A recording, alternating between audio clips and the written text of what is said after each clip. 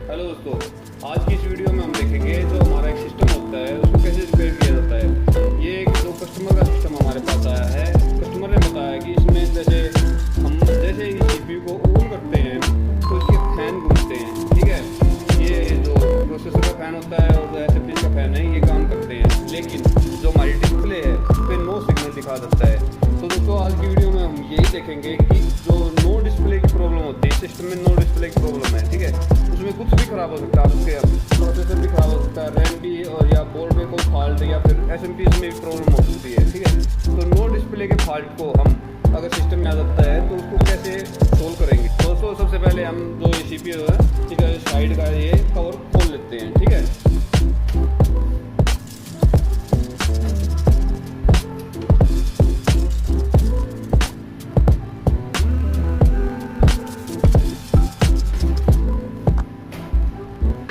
हमने ये सिस्टम खोल लिया है और हमने इसके जो सारे कनेक्शन हैं ये कर रखे हैं। ठीक है पहले ही, और अगर एक बार हम अब चेक करके देखते हैं कि जो कस्टमर ने हमें प्रॉब्लम बताई है वो है या और कोई प्रॉब्लम है। ठीक है, अब हम इसको स्टार्ट करते हैं।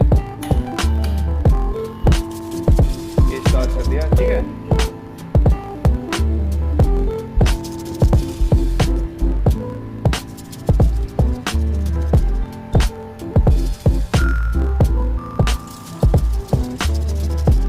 हुआ है फिर स्टार्ट हुआ है, ये तो नॉर्मल है।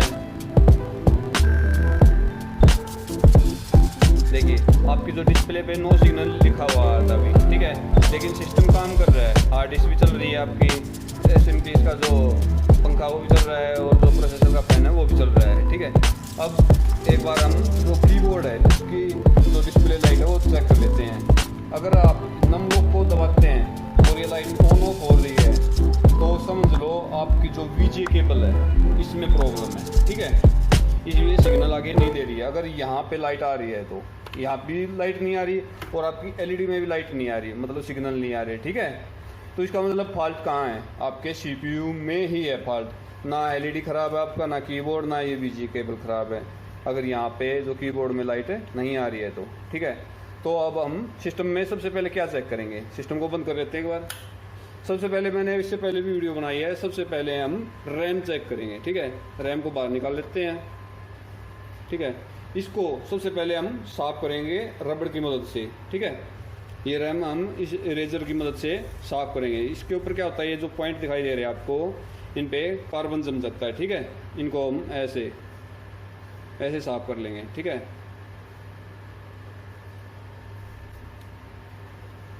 सबसे पहला पॉइंट है हमारा रैम साफ करने का, उसके बाद ही हमें और कुछ चेक करना है, क्योंकि ज़्यादातर इसी में कार्बन जम जाता है रैम पे और आपका जो सिस्टम है वो डिस्प्ले देनी बंद कर देता है। सबसे पहले हम यही चेक करेंगे।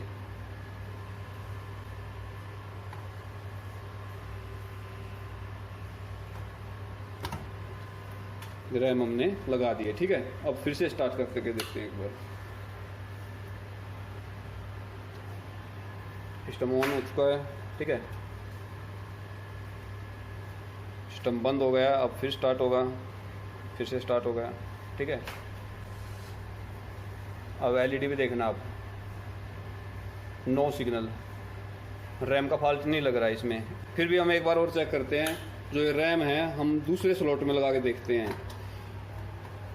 आपको शुरुआत में बिल्कुल एबीसी से चेक करना होता है सिस्टम। ऐसा नहीं है कि सीधा बोर्ड खोल के बैठ जाओ उसकी रिपेयरिंग करो, ऐसा नहीं है। हम शुरुआती दौर में जो ABCD सीखते हैं उसी से हमें सिस्टम भी रिपेयर करना होता है। ठीक है, अब दूसरी स्लॉट में चेक करेंगे एक बार लगा के। ठीक है, अगर अब भी सिस्टम नहीं चलता है तो हम दूसरी रैम से इस सिस्टम को चेक करेंगे, शायद क्या पता हमारी रैम ख़राब हो गई हो। ठीक है, एलईडी भी देखना यहाँ पे, नो सिग्नल। अब भी हमारा जो सिस्टम है वो स्टार्ट नहीं हुआ है। एक बार हम दूसरी रैम से इस सिस्टम को चेक कर लेते हैं। ये रैम दोस्तों हमने बिल्कुल चालू सिस्टम से निकाली है। ठीक है, अब इस सिस्टम को हम इस रैम से चेक कर लेते हैं एक बार। ठीक है,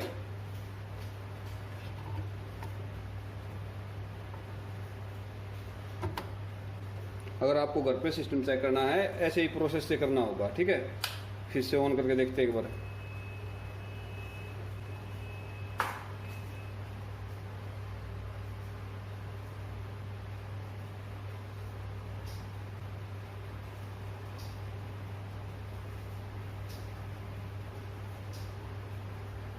नो सिग्नल आ रहा है यार, इसका मतलब आपकी ये रैम ओके है, ठीक है। अब फॉल्ट आपका कहाँ पे मिल सकता है ये चेक करेंगे। ये रैम हम निकाल लेते हैं, ठीक है। अब सबसे पहले हमें जो ये मदरबोर्ड है ये बाहर निकालना पड़ेगा, ठीक है। इसके अब सबसे पहले हमें क्या करना है, सबसे पहले ये जो मदरबोर्ड है ये बाहर निकालना है, ठीक है। अब फॉल्ट है जहाँ तक है आपके मदरबोर्ड में ही मिलेगा, ठीक है। इसको बाहर निकाल लेते हैं, ठीक है। ये सारे के सारे कनेक्शन हम हटा देते हैं।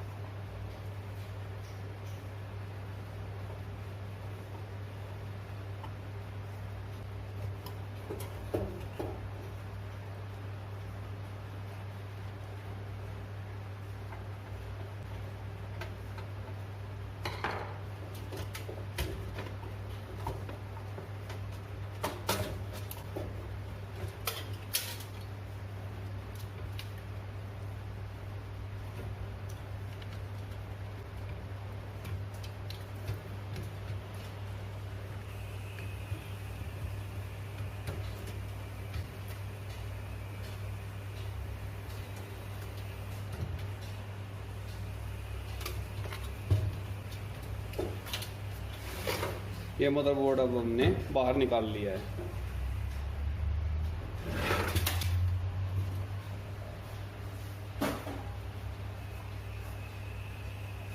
अब सबसे पहले हम एक बार दूसरे एसएमपीएस से एक बार बोर्ड को चेक कर लेते हैं, ठीक है। कई बार क्या होता है, अगर एसएमपीएस आपका पूरी सप्लाई नहीं दे पा रहा है तो भी डिस्प्ले में प्रॉब्लम आपकी हो सकती है, ठीक है। ये रैम हम लगा के चेक करते हैं।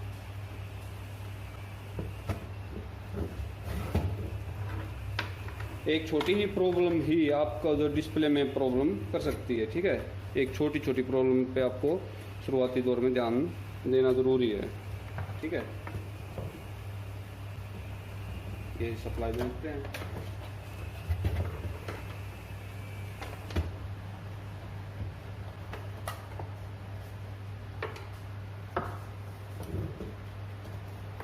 ये सीपीयू की सप्लाई है, ये रह गई है, ये भी लगा देते हैं, ठीक है। अब इसको ऑन करके देखते हैं। जो ये पॉइंट दिखाई दे रहे हैं आपको, देखो ये यहाँ पे ये ऑन ऑफ के पॉइंट है। इन दोनों को जैसे ही शॉर्ट करेंगे हम, ये ऑन हो जाएगा आपका सिस्टम, ठीक है। अब देखते हैं एक बार।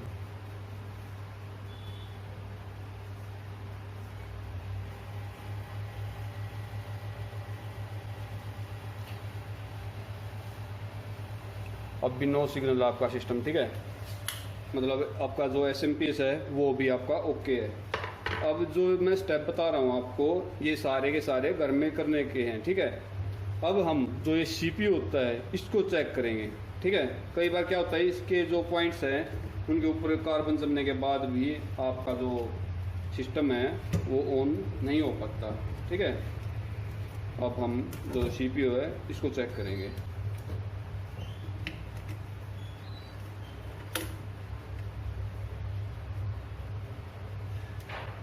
ये हमने हमारा प्रोसेसर है वो निकाल लिया, ठीक है।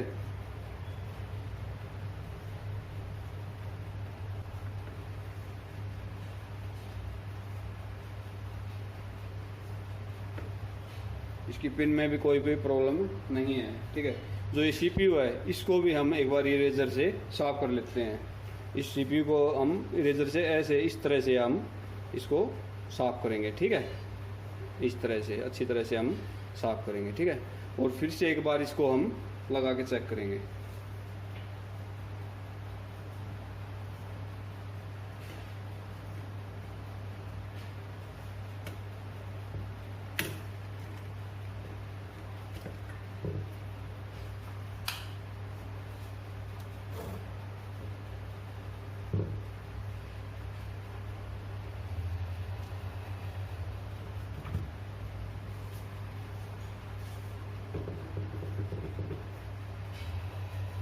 CPU भी आपका गर्म हो रहा है, ठीक है, जो प्रोसेसर है ये गर्म हो रहा है, लेकिन डिस्प्ले अब भी नहीं आ रही है आपकी, ठीक है। अब हम क्या चेक करेंगे दोस्तों, अब हमने जो ये मदरबोर्ड है इसकी रैम चेक कर ली, रैम में फॉल्ट नहीं मिला हमें, प्रोसेसर चेक कर लिया, प्रोसेसर में फॉल्ट नहीं मिला, ठीक है। और हमने SMPS बदल के देख लिया, जो सीमोस बैटरी ये भी निकाल के देख ली, लेकिन बोर्ड में डिस्प्ले नहीं आ रही है, ठीक है। तो अब हम बोर्ड को एक बार कार्ड से चेक करेंगे, ठीक है। ये हमारा कार्ड है, ठीक है, इसको एक बार हम कार्ड से चेक कर लेते हैं इसमें क्या प्रॉब्लम शो कर रहा है, ठीक है।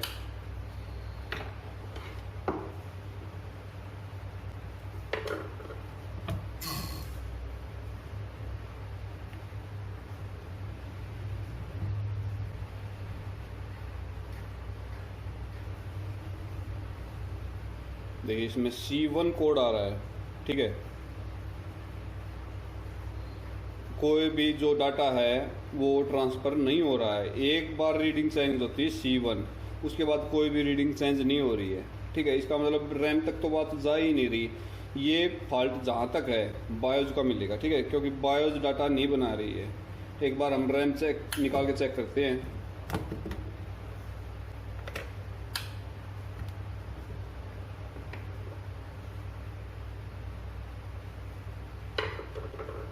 जीरो जीरो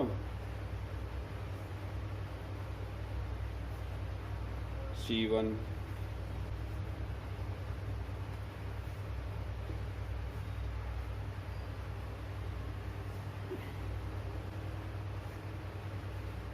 E0, ठीक है। E0 मतलब रैम क्या होता है, ठीक है। रैम दोबारा से लगा के चेक करेंगे।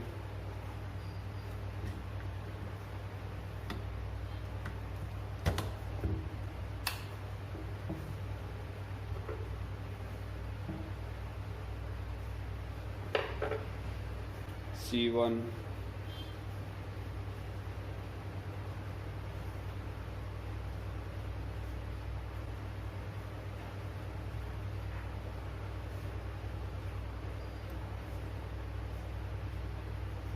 C1 कोड आ रहा है दोस्तों, एक बार रीडिंग चेंज हो रही है, ठीक है। इसका मतलब इसमें डाटा नहीं बन रहा है, तो 90% चांस है आपकी बायोज में, ठीक है, बायोज में फॉल्ट मिलेगा, ठीक है।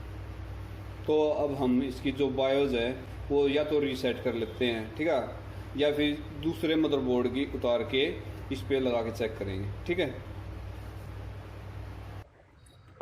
तो दोस्तों अब हमने इसकी जो बायोज है ये बदल दी है, ठीक है, दूसरे मदरबोर्ड की उतार के इस पे लगाई है, ठीक है। अब इस सिस्टम को हम जो ये मदरबोर्ड है इसको चेक करके देखेंगे।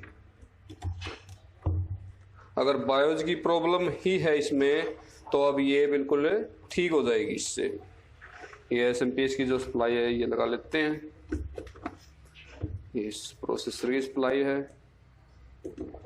और अब हम इसको स्टार्ट करके देखेंगे बायोस बदलने के बाद डिस्प्ले आती है या नहीं आती है।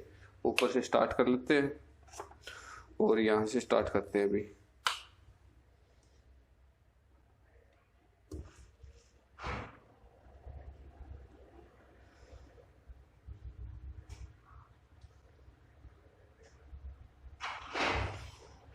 दोबारा से स्टार्ट हुआ है, ये हमारी डिस्प्ले आ गई दोस्तों, देखिए बिल्कुल ठीक ठाक डिस्प्ले आई है, ठीक है। तो इस मदरबोर्ड में फॉल्ट था ना, तो इसमें रैम का फॉल्ट था और ना ही इसमें प्रोसेसर का फॉल्ट था, ठीक है, और ना ही इसमें SMPS का फॉल्ट था। इसमें लास्ट में फॉल्ट मिला हमें बायोज का। ऐसे ही हम जो स्टेप बाय स्टेप है मदरबोर्ड को चेक करेंगे। शुरुआत करते हैं हम रैम से। अगर डिस्प्ले प्रॉब्लम है तो रैम से स्टार्ट करते हैं, VGA केबल से स्टार्ट करते हैं, SMPS से, फिर ये जो हमारा मदरबोर्ड के ऑल कंपोनेंट हैं, कैपेसिटर फटे हुए या नहीं है, ठीक है, रैम चेंज करके देख लेते हैं। तो अब इस मदरबोर्ड में हमें अब की बार नया फॉल्ट मिला है बायोज का। अगर एक भी चीज आपकी कोई भी प्रॉब्लम करती है तो सीधी सादी बात है आपकी जो डिस्प्ले है वो नहीं आएगी, ठीक है। तो दोस्तों हमें आशा है कि आपको ये वीडियो बिल्कुल समझ में आ गई है। तो दोस्तों आपको हमारी ये वीडियो कैसी लगी please like and share. Thank you.